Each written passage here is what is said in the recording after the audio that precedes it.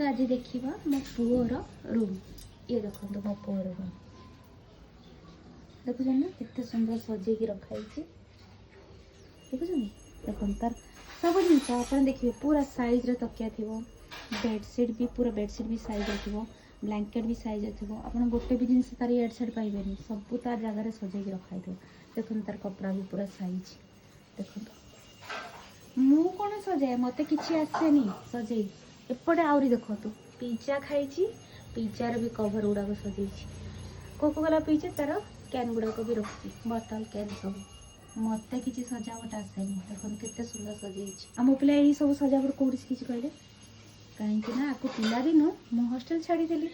पाठ पढ़ी आसब बोली किंतु से पाठ पढ़ी आसला कि पोचरा बुद्धि गुड़ा सब शिखिकी आसी देखो केते सुंदर तो आपण पिला को हॉस्टल छाड़िया पूर्व 100 थर भाविए जदि एमतिया बुद्धि दरकार।